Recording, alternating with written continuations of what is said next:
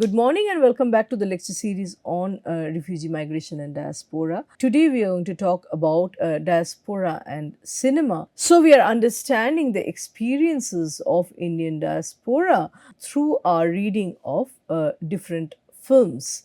When immigrants arrive in a different nation, they bring their own culture, tradition, and values with them.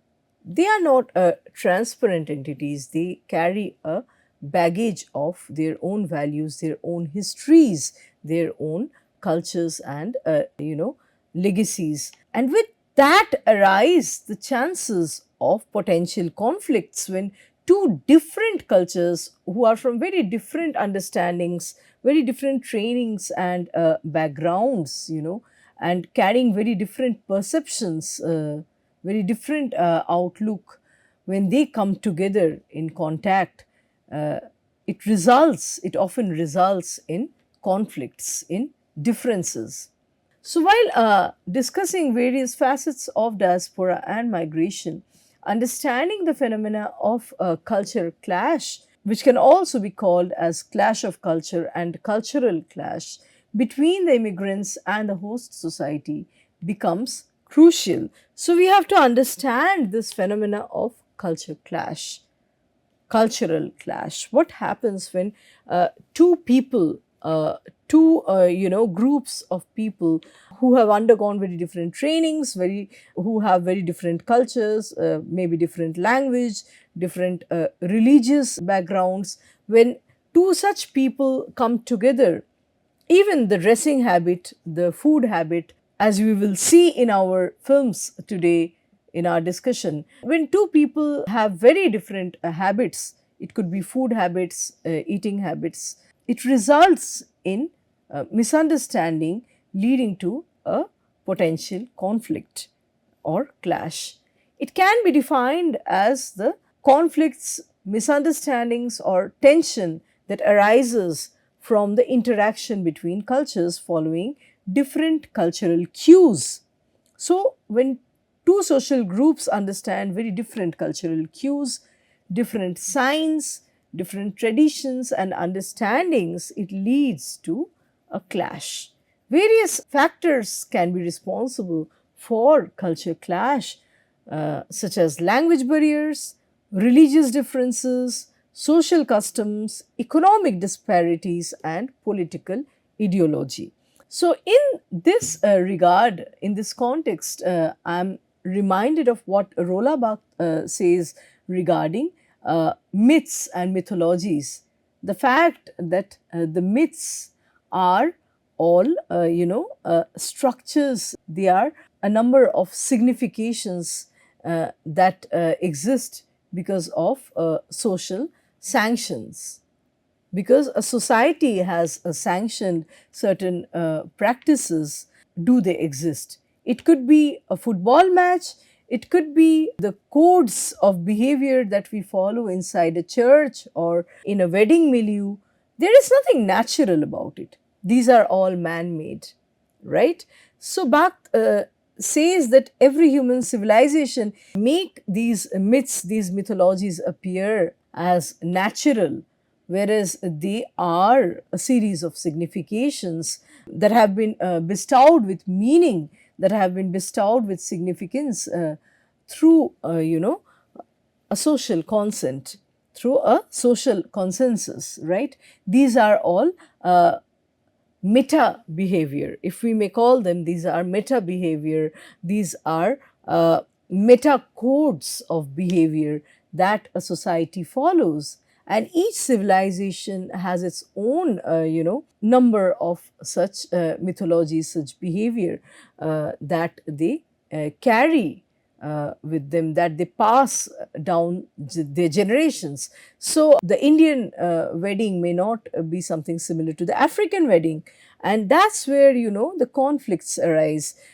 When the white culture, their practices, their habits are not similar to that of the people from the developing countries. It could be the Indians, it could be the Africans. There is a kind of barrier, there is a kind of gap in understanding which leads to a potential conflict. So, The terms culture shock and culture clash, however, are not the same. They have erroneously been used interchangeably. However, there is a key difference between the two: the culture shock on the one hand and culture clash on the other. So, culture shock, something that we see in the case of English Winglish. Culture shock is the experience that protagonist Shashi experiences in English Winglish. It is felt at the individual level, whereas the other is experienced, culture clash that is. So, culture clash is experienced at the interpersonal or societal level. It has a larger impact. Culture shock is something personal happening at the individual level, whereas culture clash is something experienced at the societal level on a larger scale. So, like I said, Shashi's experience in English Winglish is at the individual level, therefore, it is a culture shock. The first time she arrives in New York and she encounters a new culture, some certain new phenomenon. Whereas the present case study that we are doing through our reading of Mrs. Chatterjee versus Norway, a film made in 2023, reflects on culture clash at the societal level, right? So, we also see culture clash at the interpersonal level in the case of another film titled Christmas as Usual. So, in today's lecture, we will take up two of these films. One is Mrs. Chatterjee versus Norway, where we see culture clash at the societal level at a much larger scale, and then at the interpersonal level, we see the same clash happening in the case of the film Christmas as Usual. Various noteworthy fictional accounts have discussed the culture clash between the South Asian and the European or Western countries. These works include The American Brat by Bapsi Sidhwa. It was produced in 1994. Then The Interpreter of Melodies by Jhumpa Lahiri. So, Interpreter of Melodies came out in 1999. White Teeth by Zadie Smith in 2000. Brooklyn by Monica Ali in 2003. And then Mohsin Hamid writes this famous novel, The Reluctant Fundamentalist, which comes out in 2007. We see that alongside the novels and the written works, we have media and popular culture also contributing to and experimenting with the portrayal of culture clashes for a long time now.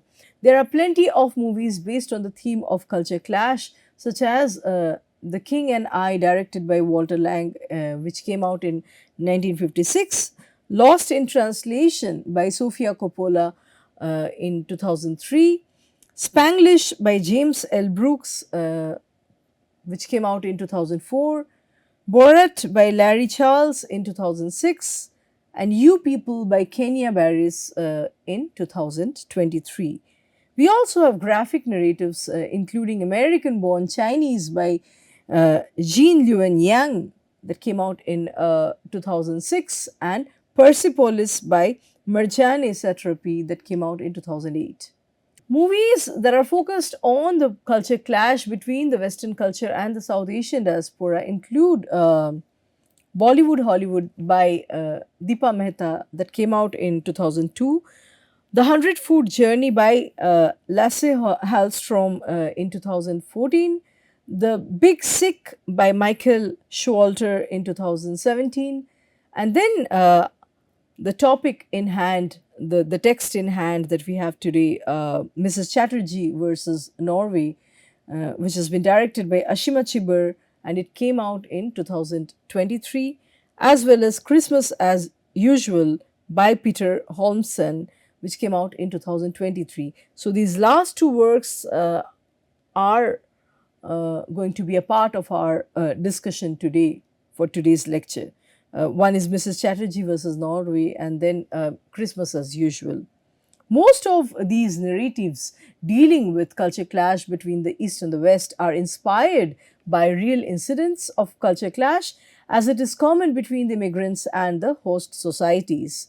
In the year 2023, two narratives, Mrs. Chatterjee versus Norway and Christmas as Usual, depicting the topic of culture clash between the Indian and Norwegian cultures, were produced. So we had both these films coming out in 2023. Both personal accounts show the differences between cultures and the treatment of Indian immigrants by the host society.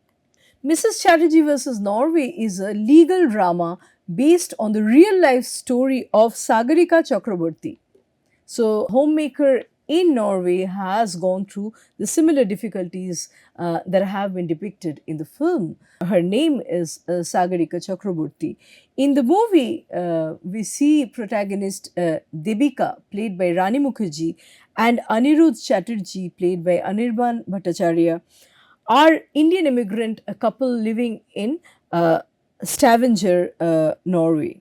The movie begins in the medias res, where during the last visit, the local authorities of Welfred, which is a Norwegian child welfare service, are shown as whisking away with the children of Debika and Anirudh Chatterjee.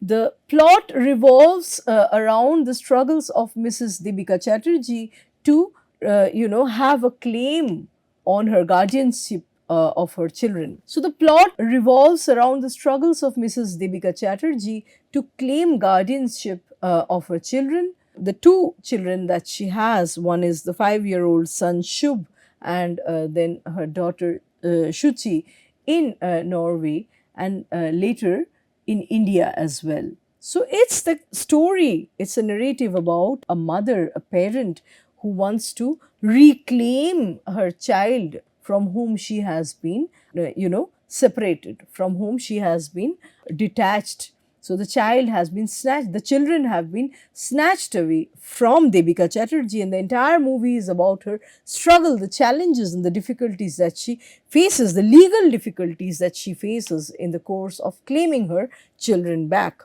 The main theme of this movie is the culture clash resulting in conflict between the two cultures due to the cultural differences in their parenting styles. So the Norwegian culture, the Norwegian population brings to table their own values, ideologies and understanding of what good parenting is, and they are imposing it in a way onto this Indian family who have a very different style of bringing up their children. However, it is portrayed in the movie that the host society considers the immigrant culture as inferior, which is usually a case whenever there is an East-West clash. The Western culture always posits its superiority. In the present case study, we see that the child welfare authorities accuse the parenting of Debika as negligence without even realizing that it is an Indian way of parenting. They also accuse Debika of being absent from the son's life because Anirudh has been the only parent attending the parent-teacher meetings. So we see that in the film, the father is constantly attending the parent-teacher meeting, and so there is this deduction, there is this understanding by the Norwegian authority that Debika Chatterjee is incompetent to parent her children. She is incompetent to bring up her children and amply take care of her children. So blame her of neglecting her children. So the Norwegian authorities, considering this feeding of the children by hand as force feeding, indicates the culture divide, the cultural divide. In India, feeding with hands, feeding children with hands is a normal practice, and it is often seen as a love of a mother towards a child. However, when seen through the Norwegian authorities' lens, this indicates some kind of a malpractice, some kind of, a signifier of force feeding, which is not approved by the authorities. So here we have, a video, a short snippet from the movie. The scene describes Debika's parenting, and we see the disgusted reaction of the welfare authorities when they are visiting the Chatterjee household. I'll just go back to the snippet once again. We will see how the protagonist, the female protagonist, is trying to explain, although there is a language barrier, presumably, she's trying to explain through her gestures that what she's doing to her child is quite normal, like putting a black spot on the forehead, feeding the child with hands. She is trying to explain the rationale of her maternal behavior, and the father, we see, looks on very affectionately even as the mother tends her children. But all these behavior, these set of behavior are, they stand misunderstood by the welfare authorities. They feel that the mother is incapable of, they feel that the mother is inadequate in terms of tending or taking care of her children. So the local court considered the parenting of the Chatterjee couple as a negligence, and they actually set out a rule against them, putting the children in a foster home. In the movie, it also portrays that the immigrant mother does not have any agency. Any woman who is, just limited to her household, who is just a homemaker in a foreign land, is further shorn of her. She is deprived of any agential role, even as the whole state machinery of Norway is going against her. So, we will once again take a look at this short video of the two children being taken away forcefully from Devika Chatterjee, and she can hardly, she can hardly resist the authority. The state actually steps into, polices, and intervenes the process of parenting, just because it's the code of conduct, the behavior within the Indian household is not something that they are familiar with, because they see unfamiliar set of practices within the Indian household. They consider these as malpractices, as something that are harming the children, and so they want to snatch the children away from the mother. So here we see in the opening scene the children being taken away in a car by the authorities and the mother running, and in the end she subsequently falls on the road.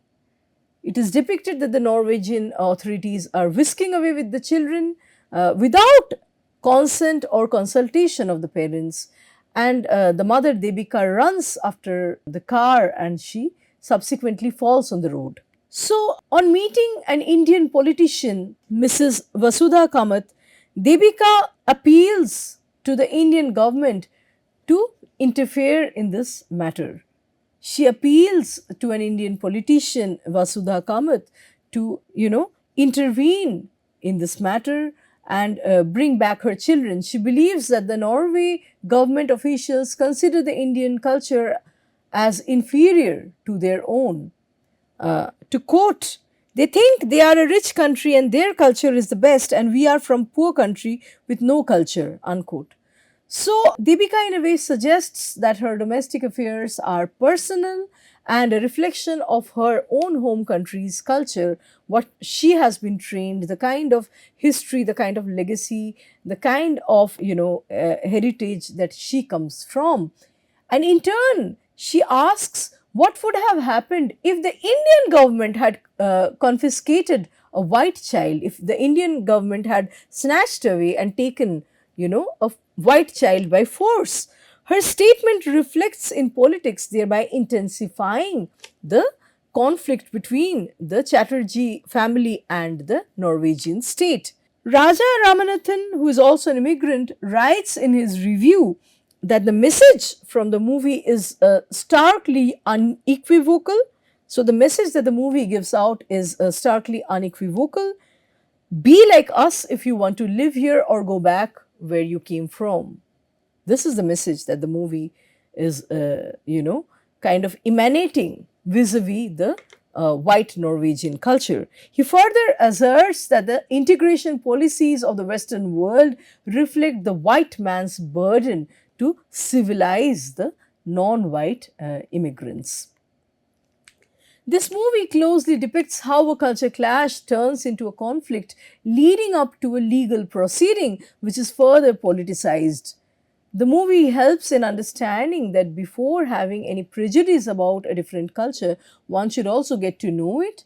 It would not have turned into a conflict if the local authorities had shown some interest in the Indian culture. They had someone from that culture also representing their judiciary, their juridical system, right? So they did not have an Indian representation within their juridical system. And so this misunderstanding, this culture clash had resulted in the utmost suffering of the children as well as the protagonist, Deepika Chatterjee. So the filmic narrative of Mrs. Chatterjee versus Norway is contrary to another case study that we are going to have now, that we are going to discuss now. It's a film titled Christmas as Usual. It also came out in the year 2023, where the culture clash results in learning and adapting a new culture. So, Christmas as Usual, also based on real life events, portrays the learning and adapting of a new culture after a long struggle of misunderstandings from both the sides. We have this couple, Jashan played by Kanan Gill and Thea played by Ida Ersin Holm, who live together in an apartment in California. Thea brings Jashan, her Indian boyfriend, home to meet her Norwegian family. From the beginning of the movie, we witness a series of scenes of cultural stereotypes being imposed on Jashan, including the fact that Jashan's name is being mispronounced. Someone's name is his or her identity, the way we know, the way we call someone. It's something that one wears in society. So distorting someone's name is like distorting someone's identity and culture. So Jashan is constantly being called as Shazam in the narrative, in the filmic narrative, again and again by his girlfriend's mother and later also by her niece. So Jashan is constantly being called as Shazam again and again by his girlfriend's mother and then also by her niece. Thea's mother, Annalise, does not want her daughter to have an Indian boyfriend. So she has this kind of an apathy, could be a hostility towards this Indian boy, Jashan, because of the purported or the apparent cultural differences that they have. The movie begins, this difference, this cold behavior and antipathy begins when Annalise gladly hugs the white cab driver in front of Jashan, confusing the driver as Jashan, but she is seen explicitly hesitant after she understands, after she realizes that it's not the white cab driver, but indeed this brown man who happens to be her daughter's boyfriend. She is visibly disturbed when she realizes that her daughter has chosen not a white man, as though she would have been happier if the white cab driver were the boyfriend and not Jashan. So she hugs the driver instead of Jashan, thinking, confusing him as her daughter's boyfriend. She also considers Jashan as an outsider and creates obstacles for Jashan while he tries to fit into the Norwegian family's culture. So, in the process of fitting into the Norwegian culture, Jashan even goes for ice bathing, which is a Norwegian tradition of swimming in ice. He is almost punishing his body and spirit in order to fit into his girlfriend's white culture. He's served pork sauce, something that he does not eat, and most of the food on the table he finds as unpalatable throughout his stay. On the other hand, when he tries to cook, when he is preparing some Indian food for the Norwegian family, they find his, cooking his food as extremely spicy, and all of them tend to fall sick. This is also a way of asserting difference. It's also a way of exoticizing and otherizing the culture that Jashan has come from. They tend to fall sick, extremely sick after eating Indian food. So Jashan later finds out that the Norwegians have offensive names for the Indian spice brands. They call the Indian spice through names such as Black Boy and Hindu. which are very pejorative. And Jashan finds, such spice brand names as extremely racist. In the same scene, we see that Anneliese is angry because Thea secretly adds spices to Jashan's pork fat in order to make it palatable for him. And this clearly depicts the cultural divide. As Jashan's girlfriend, Thea takes care of his different taste, and she wants to take care of his culinary taste, his culinary kind of choice. And so she is secretly adding some spices to his food. But the mother, Anneliese, really wants Jashan to fit into their culture, integrate with and assimilate with their culture, and this clearly depicts the cultural divide. So Jashan also shows disrespect towards Norwegian culture by calling the Christmas traditions as weird rituals. So this is a way of returning the gaze. In a way, it's a way of treating the Norwegian people in the same way as in which they have treated him earlier. So he calls Christmas traditions as weird and their traditional dresses as crazy uniforms, and the whole celebration he calls as a Christmas cult in order to hurt Thea. So, whatever he is facing, the offense that he is facing, is returned by him through such pejorative terms that he is using. Uh, so, he is actually judging their practices, their rituals for Christmas. In another scene, he tells his mother over a phone call that they do weird things, they do strange things in the name of tradition. So, this is like reverse exoticization, I would say. The Indian is regaining, he is reclaiming his agential position in order to exoticize, in order to render some form of strangeness to the Norwegian culture. He is just returning the gaze in a way. So that here in this picture, we see the traditional sweater is being used as a metaphor. In the picture, the entire Norwegian family, Thea's family, is wearing the same kind of sweater that they are supposed to wear for Christmas. It's like a uniform, a strange uniform. Everyone is wearing the traditional knitted sweater except Jashan, which focuses further on the othering and the exclusion of this Indian boy from this Christmas milieu, from this white milieu. So, this movie ends, however, on a happy note with Thea's family's acceptance of Jashan and learning and understanding of Indian culture. Some significant elements that depict the acceptance of Jashan within Thea's family include tying Indian and Norwegian mini flags together. So, they are tying the two countries' flags together in the decoration, in the Christmas decoration, and Jashan in the end wears the knitted sweater while celebrating Christmas with everyone. So he is also embracing their Christmas culture just as they embrace his Indian values. So the movie serves as an example for understanding cultural nuances and learning from them about a different culture rather than fostering prejudices against it. While the dominant Western cultural institutions increasingly accept the visibility and the relevance of the immigrants in artworks, it is usually only those whose work are considered as universal, a concept which, according to Arun Prabha Mukherjee, performs a magic trick of eradicating whatever may be troublesomely other.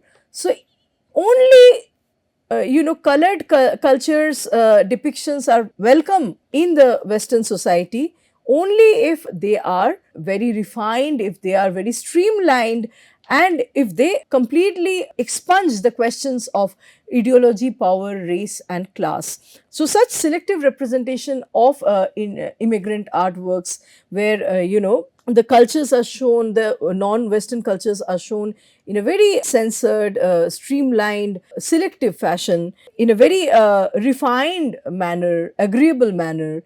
They push into oblivion either the entire work of certain authors or they push into oblivion the works of the ones that are particularly considered as politicized. So, any politicized, any ideologically burdened work talking about power relations between West and non West would never be considered as welcome in the Western platform. So, with this, we come to the end of our lecture here today. Let's continue with another topic in our next lecture. Thank you.